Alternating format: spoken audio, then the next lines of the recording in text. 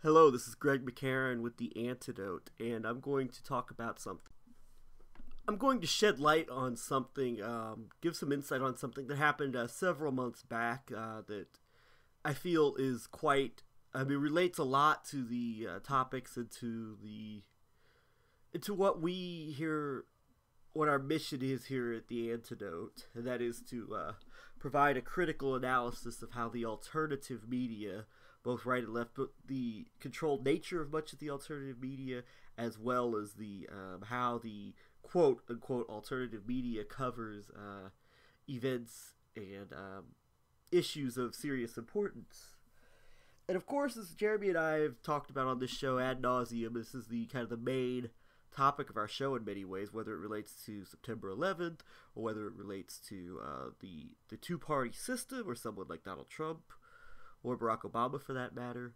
One of the key issues is censorship, both of the forced kind as well as self-censorship. What a lot of people will self-censor out of fear or for reasons related to the desire to advance their careers, or else they'll just go along with the tide and convince themselves that something that they probably know deep down inside is not true, that they know is true, is not true, or they'll try to downplay the significance or importance of it in order to stay within a certain clique or stay within a certain boundary of acceptable discourse or whatnot.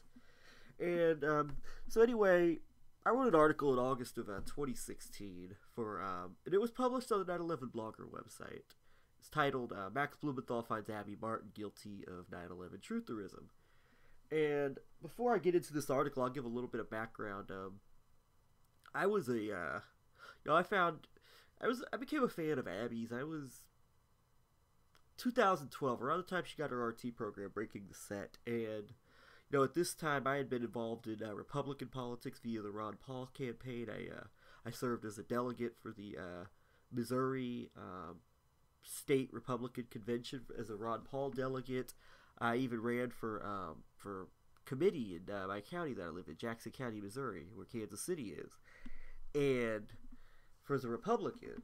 But I was also very disappointed around the time that Rand Paul came out and endorsed Mitt Romney. This is also around the time where Abby Martin revealed that Rand Paul tried to have her press credentials revoked for asking her a question about his endorsement of Romney. And so I discovered her work, and I thought, she did some very, excellent journalism. She was out there talking about things that no one else with the media platform was talking about. She would discuss September 11th. She would discuss other taboo topics, getting into conspiracies and all that.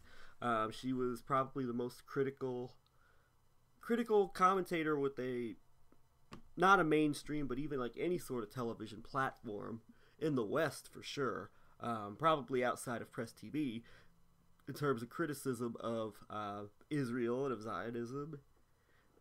And so Abby really pushed the envelope on so many matters, and I came to really develop a respect for her.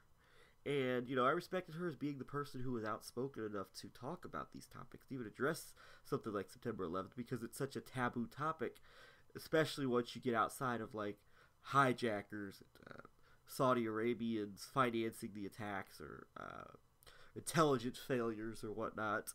Abby was willing to go there. She didn't go all the way, but she was willing to go there, and I developed a lot of respect for her.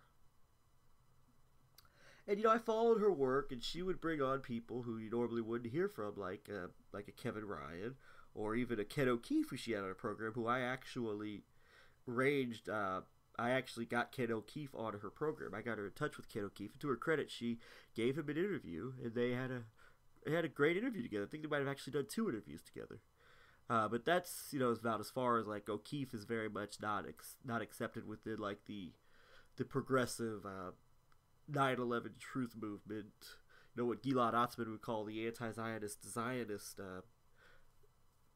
pro-Palestine movement, so to speak. Not 9/11 truth, pro-Palestine. Excuse me there for making that mistake.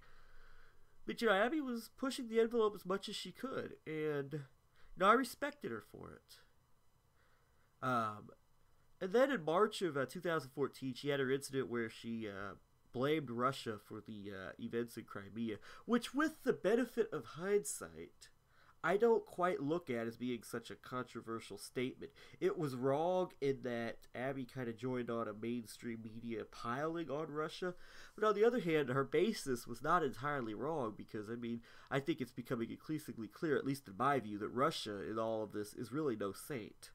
I mean, obviously I understand that all of the NATO warmongering and Western, attempts to portray Russia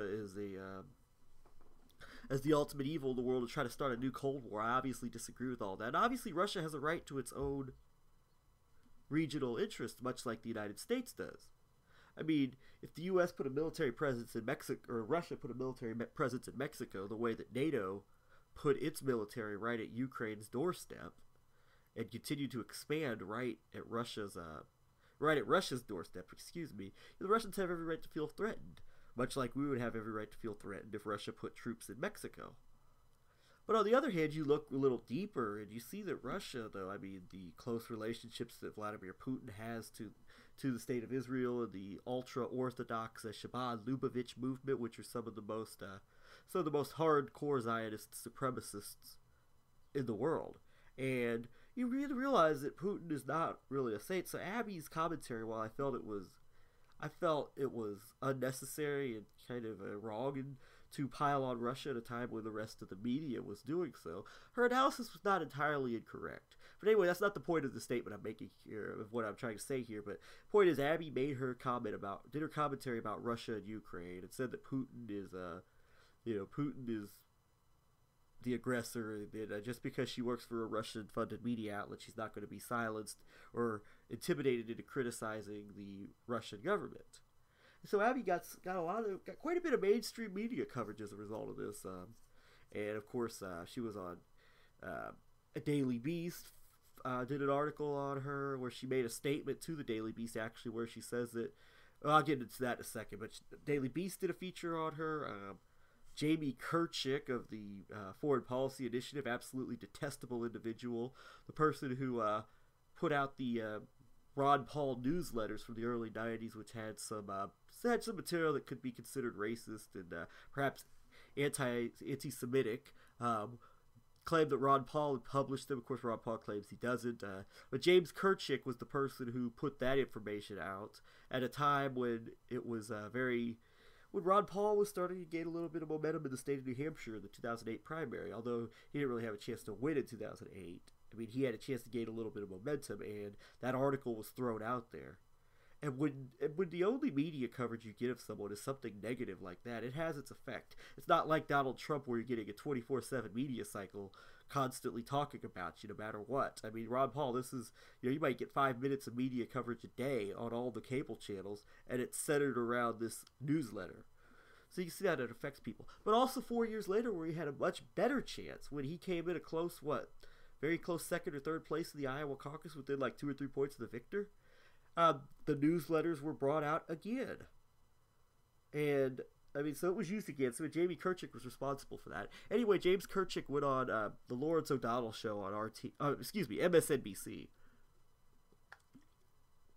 And talked about Abby Martin being a nutcase and saying that she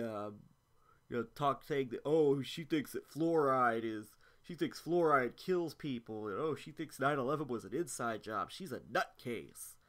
And from there, a New York Times reporter named Robert Mackey wrote an article about her, I believe on their online blog, and posted a video of her at a 9/11 Truth rally in 2008 in San Diego, where she talks about how she believes, she's being interviewed by another activist, and she says she believes that 9/11 was an inside job. And she goes on to talk about the World Trade Center towers and how she studied the attacks for years, and she said that it's obvious that that the government lied about it, and that the World Trade Center towers did not fall as the official narrative says they did, as the NIST report and the mainstream media claimed that they did. And she also even raised some questions about what may or may not have happened at the Pentagon. And so in this interview, Robert Mackey posted this interview on the New York Times, and or posted the video of her at the 9/11 Truth rally, and This was used against her. It's kind of used as a bludgeon against her by a number of mainstream media outlets. She was on Piers Morgan on CNN as well during this time period. And as a result of this, I guess Abby felt the need to put out a public statement saying that she's distanced herself from her past views on 9/11 Truth, and that she has she no longer subscribes to the to the theory of, like, the controlled demolition theory. And she's even talked about the video in question from 2008 in San Diego. She described as angst-ridden comments made in her college days. Now, this was interesting to me because, basically at this point, she's coming out saying that she no longer stands by this stuff, and that she's revised her view and all this and that. And, this kind of didn't really sit really well with me, because I'd had email correspondences with her where she had stated that, that she'll never, she has views that she'll never abandon and back away from or shy away from. And she's also stated that she would, that she would get Richard Gage on her program from Architects Engineers 9/11 Truth if she could, but that there were people on RT who were putting tremendous, or that would not. She's under explicit instructions from her bosses not to allow him on the program. And I don't know if that is or is not true. I do know that there was another RT commentator, Daniel Bushell, aka the Truth Seeker, who did an entire 13-minute program all about the controlled demolition of September 11th and the cover-up of what happened at the World Trade Center towers. So I don't know if Abby was being completely honest here, but seeing her do this big reversal where she entirely waters down her view in the light of some media pressure, it just didn't really sit well with me. And so I admit I made an honest mistake in that I shared private correspondence she sent me with a third party. And that was a mistake. And, Abby at that time shut off communication with me and told me that she never wanted to hear from me again. And I understand that. At this point, I acknowledge that I was wrong to share private correspondence with the third party that she had shared with me in confidence. So, I fess up to that. I was wrong in that case. But anyway, we fast forward 2.5 years later to August of 2016, and Robert Mackey, the reporter who was with the New York Times, who posted for the New York Times the video of Abby at the San Diego 9/11 rally that was used against her by some people, was now at this point working for The Intercept, which he still works. And he was, he put out some tweets about Abby being a Russian propagandist and a conspiracy theorist and a nutcase. And so Max Blumenthal comes to Abby's defense, saying that, RT really isn't Russian propaganda, and it's unfair to use RT against a bludgeon against her. It's also unfair to use views that she may have endorsed years ago that she might not stand by anymore as a way to try to demean her and try to slander her. And so they went back and forth, and Robert Mackey kept insinuating that she's a truther and all this and that. And so Max Blumenthal posted a video from an episode of Breaking the Set that she did in September 2014. It was a 9/11 related episode, and in this episode, it didn't really get into like any of the more, what I believe are the more controversial, more damning elements of 9/11 Truth. 9/11 Truth, but rather more or less focused on the hijackers and on the Saudi role in financing the attacks and all that. And so Max posted this, and he posted it and wrote on this tweet, "I defy you to find a trace of trutherism." So Robert Mackey responded with the video from the San Diego rally, and Max is like, well, this is from years ago, she hasn't espoused these views anytime recently, and so, it's okay, so this shouldn't be held against her, and accused Mackey of engaging in McCarthyite tactics against her. So I picked up on this, and I wrote an article about it, titled, as I said, for a 9/11 blogger, titled "Max Blumenthal finds Abby Martin guilty of 9/11 trutherism," and I'll post the article in the video description, along with the tweets between Blumenthal. I can post some of Blumenthal and Mackey's Twitter exchange as well. But in the article, I talked about how Max Blumenthal has a very questionable history of promoting dangerous propaganda, whether it was regards to Libya, where he constantly demonized the Gaddafi government, while his father, Sidney Blumenthal, a longtime friend of the and associate of the Clinton family, actually helped Hillary Clinton make her case for regime change in Libya. I mean, there's even reports that Sidney Blumenthal put out information that Gaddafi was giving his soldiers Viagra so that they could rape women, and all these really sick lies that were used to just destroy this country. And Max even went on after the Benghazi attack. Remember that the official narrative that was from the Clinton State Department was that the Benghazi attacks were caused by a film that was an anti-Islam film.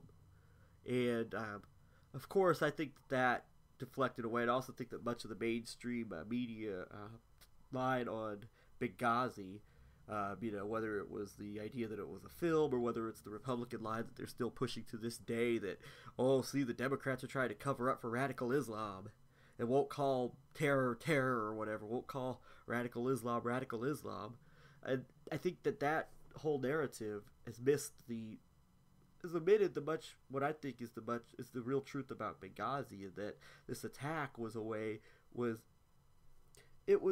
fact that Benghazi was being used as a way to smuggle arms and weapons to militants, to rebels that were, affiliated with, turns out, with Al-Qaeda and other groups that are supposed to be the enemies of the U.S. government. That the elements within the U.S. government and CIA were actually using Benghazi as an arms trafficking hub. So anyway, Max Blumenthal wrote an article, I think within the first day or two after the Benghazi attack, for The Guardian, saying that it was the film that caused the attacks. And this became the official line of the Clinton State Department, as well as I believe the Obama administration in general, but certainly the Clinton State Department. And you got to ask, where did Max Blumenthal get this information from? Was it from his father? And I think WikiLeaks revealed that Sidney Blumenthal and Hillary Clinton, in one of their email exchanges, Sidney sent Hillary the article that Max wrote, and Hillary Clinton, who already knew about Max's book Goliath, which could be construed as being I believe it was Goliath. Maybe he hadn't written Goliath at this time yet, but I know Max had already been getting some scrutiny and criticism within some circles for his writings and his work on Israel, which is to be considered very hostile to the Israeli government.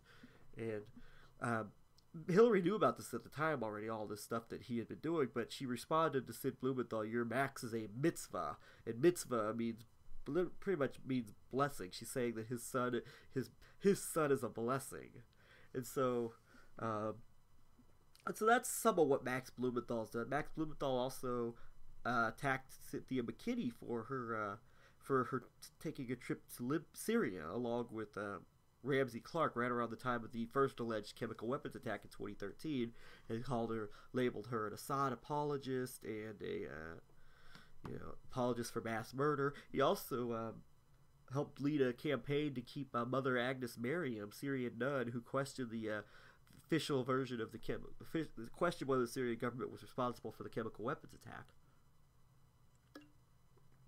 from speaking at an anti-war conference. And Max, along with Jeremy Scahill and Owen Jones of The Guardian, Scahill and Jones both threatened to pull out of this conference. Max Blumenthal commended them for not wanting to take part in a conference with an Assad apologist. And so, as a result of all the pressure placed on her, Mother Agnes ended up not taking part in this event, and not speaking at this event because of all the pressure against her. I think she may have actually been pressured by the organizers not to speak because they were losing some of their other speakers. I'm not entirely sure, but I know that Blumenthal helped lead this effort to keep her to pressure her from not being able to speak at this event, and from vilifying her for even having a role in an anti-war conference because she's an apologist for Assad, as he put it. And interestingly enough, fast forward 3.5 years later, and Max Blumenthal, along with a couple other people, is presenting himself as the face of the resistance to like the mainstream efforts to try and destroy Syria. Without explanation, Max pretty much did a complete 180 almost overnight, and going from one of the biggest critics, progressive critics of the Assad government, to being a champion and to being a defender of the Assad government against the rebels and Al Qaeda, and against the efforts from organizations like the White Helmets to try and subvert Syria. And for all I know, his efforts could very well be genuine. It could very well have been a genuine change of heart. But you know what? I'm just saying, based on his record and based on the fact that he has not addressed this matter, he has. I don't buy it. I don't just take it at face value that he had a genuine, legitimate change of heart, and he should be questioned about how this came about. And I think that he honestly owes an apology to some of the people who he slandered over the years when he was very much pushing the anti-Gaddafi, anti-Assad line. So that's Max Blumenthal's background and some of the shady things that he's done in the past. And he's also, and I'll get into it in a minute, has also been very critical of 9/11 truthers.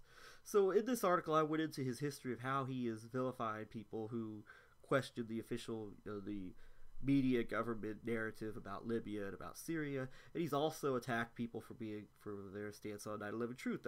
Most notably Cynthia McKinney, who he described as the face of lunacy.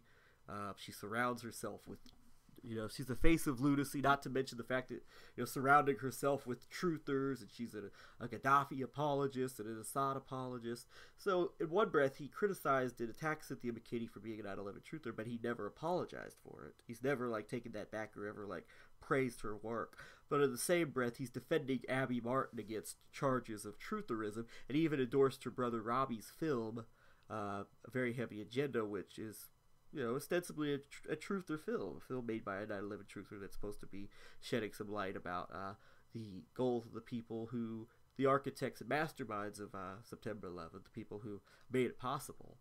But, Blumenthal's very enthusiastic about Robbie Martin's film, yet he ridiculed Cynthia McKinney for being a truther. And he's also posted things on his Twitter page, I will never, I will block anyone who sends me truther material, something of that nature.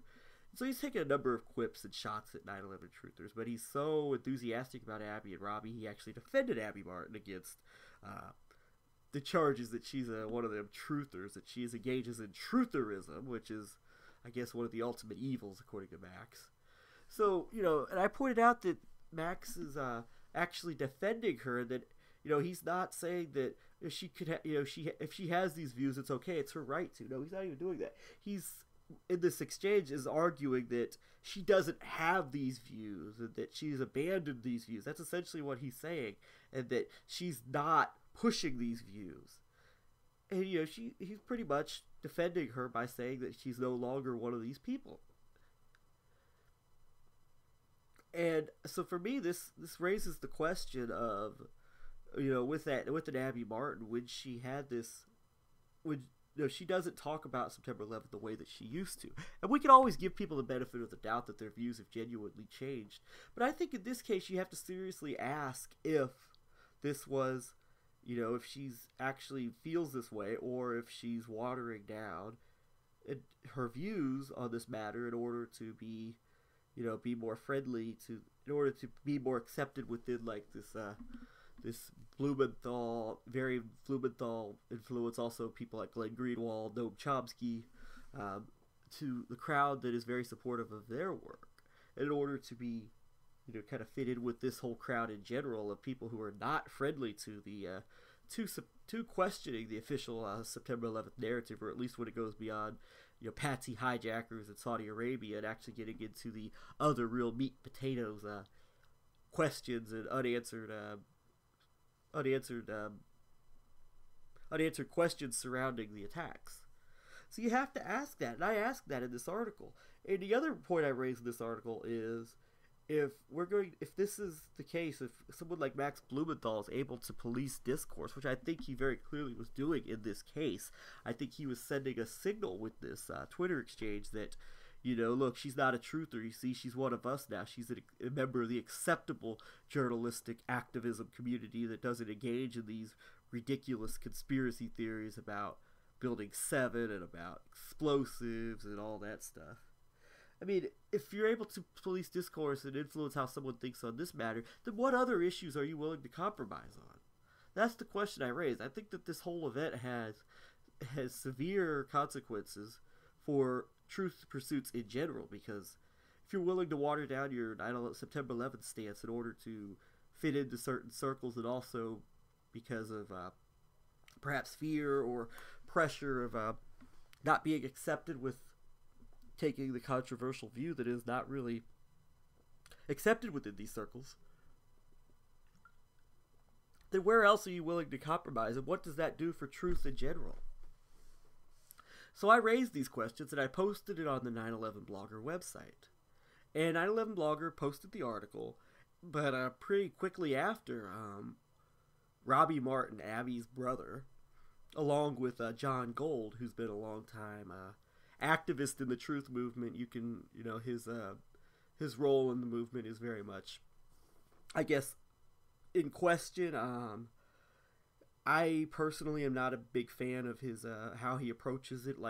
It seems that his goal is to just focus on the 28 pages and focus on Saudi Arabia and focus on the hijackers. But he's been a divisive figure within the movement, I think, and you could look into his own work. I'm sure the people listening have their own opinions about John Gold, but my point here is not to make a judgment on John Gold one way or the other. But John Gold, along with Robbie Martin, Abby's brother, participated in what I would call a smear campaign against me. A slander campaign, character assassination. John Gold went on the 9/11 Blogger Facebook page in response to this article and said, "Well, why are you allowing a known stalker to post on your website? You know damn well what I'm talking about." So 9/11 Blogger, whoever was responding, wrote that no, they didn't know what he was talking about, and I guess he mentioned my name, Greg McCarran, or mentioned my screen name on 9/11 Blogger, and then he made some patently false claims about me, that I had created up to 100 sock puppet accounts to criticize and attack Abby Martin, and which is patently untrue. I admit that I set up a couple of I did set up a couple of troll accounts on Twitter as a means to kind of troll them and I admit that was not really responsible of me. It's something I shouldn't have done in hindsight. And I acknowledge there were more than a few things that I shouldn't have done in hindsight that looking back I would not have done. But this in no way. I will attest and I will assert that I've always had intentions of just trying to have an honest dialogue and debate. I didn't always go about it the right way, but that's always been my intention. So I'm just getting that out right now. But he claims I put over 100 sock puppet accounts, and that, I troll and harass and stalk Abby on a regular basis, which is just not true. He stated that something about, I hope she's gotten her phone number changed. He's using this event to try and portray me as being like a physical threat to the Martin family, to Abby and to her brother and to her family. Which is so ridiculously untrue. And then the person for 9/11 Blogger posted something about there was someone who was setting up accounts about it, maybe, I don't know, a couple years back, that were befriending Richard Gage and Abby Martin and other 9/11 truth figures on false pretenses, and John Gold asserted that it was me who did it. So so then Robbie joined in. He sent a private email to the 9/11 Blogger people, and I don't know what he sent, but I also know that there was an exchange somewhere between Robbie and John where where Robbie was saying something about getting his home security system changed and all that. So they really went out of their way to go to the administrators of 9/11 Blogger, who they've had a good relationship for years, whereas I hadn't posted on there for very long at the time of the article that I posted. And when portrayed me as being like a physical threat and a stalker and a creep, and ultimately I'm not allowed to post on 9/11 Blogger anymore. My article is still up, but I'm not able to post on the website anymore, and I attribute that to this this campaign of false accusations and character assassination by Robbie Martin and by John Gold. And at the end of the day, this was done, I think, to shield someone like Max Blumenthal, who they obviously did not want criticism of Max Blumenthal getting out there, or of course of Abby Martin, but they clearly didn't want criticism of either Abby Martin or Max Blumenthal getting out there into the public record. And so this was the tactics that were used against me. I mean, these are the same tactics that they and other people within like the progressive Palestine movement accused their detractors of engaging in. I mean, these are the same tactics. I mean, there's really nothing different. This is no different than the McCarthyite tactics that Max Blumenthal regularly accuses his opponents of engaging in against Palestine activists, BDS activists, whatever. And to see Robbie Martin, not so much John Gold, but to see Robbie Martin, somebody who I had had respect for, really engage in these tactics, it was very disappointing to me. And so I'm putting this out on the record now. And just a few days ago, I had an exchange with Robbie Martin, and Robbie told me that he thinks it's cute that I think that Max Blumenthal's stance on 9/11 has any bearing on either his or Abby's opinions on the matter. And well, I think it's pretty clear that his opinions do have bearing, quite significant bearing. And I'm willing to say that that's wrong. I'm willing to acknowledge that I might be wrong about that. But this should at least be discussed in public. That's what I'm advocating for. Let's have a public dialogue about this. You know, myself, Jeremy, I know a number of people who would be willing to have a public dialogue, debate, conversation with you or your sister, or with John Gold, or with whoever else. And let's discuss this stuff. Let's get this stuff out in the public conversation. Instead of resorting to smear tactics and ignoring people, instead of ignoring people and then smearing them or slandering them when some information that is that you don't like gets out into the public, have a conversation. Let's debate this. Let's have dialogue about this. And if you're not willing to, then I'll just assume the worst. I mean, I think that's only fair. But let's have a conversation about this. You know, let's have a conversation about why Max Blumenthal, who's an avowed anti-truther, is endorsing your films. Let's have a conversation about why Max Blumenthal is so enthusiastic about Abby Martin's work when he's been so spoken so critically and so negatively about truthers in the past. And, about truthers on numerous occasions. Let's have a conversation about why you're willing to rub shoulders with Max Blumenthal and Benjamin Norton, another avowed anti-truther, or Michael Preisner, who has tweeted it years ago, deleted it, am I the only one who thinks 9/11 truth is racist? Rania Khalek, who mocked a white man for asking, a truther, a white man, of course, for asking Jeremy Scahill what he thinks really happened on September 11th. Why you're willing to rub shoulders with various others who are not friends of the September 11th, 9/11 Truth Accountability Movement, yet you constantly condemn what you consider to be bad truthers, people like Kevin Barrett or people like Christopher Boleyn. You can think whatever you want about these people, but to go around and rub shoulders with people who attack this 9/11 Truth Movement, who have been very critical of it, and then to go out and condemn people like Barrett or Boleyn for making the Truth Movement look bad, being bad truthers. No, that reeks of disingenuousness to me. That reeks of phoniness to me. And even while I'm not a fan of Alex Jones, I think Jeremy and I have made that perfectly clear with our shows that we've done. I am the last thing from an Alex Jones fan. But also this idea that Alex Jones and these other people are discredited the movement, and they're the reason why respectable progressives and anti-war people won't discuss September 11th. And that if only the Alex Joneses and the Kevin Barretts and the Chris Bolins would stop discrediting us, and we could just focus on the real facts about September 11th, that it was, the Saudis were responsible, and let's focus on the 28 pages and all this, then we'd have a credible truth movement where everybody would be willing to talk about it.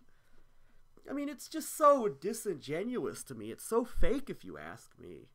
And I'd like to have a conversation about this. I think that this stuff needs to be...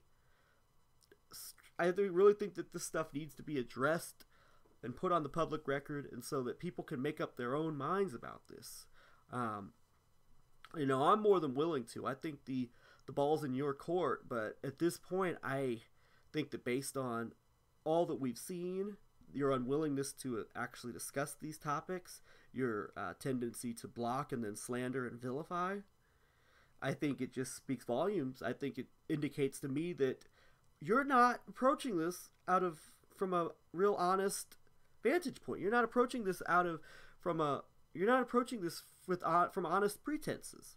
And so I'd like to just get this out there and let's talk about it, and let's have a debate about it, because I think that I think it's very disingenuous to ridicule who you consider to be bad truthers and then rub shoulders with people who are very hostile to the cause of 9/11 truth, and then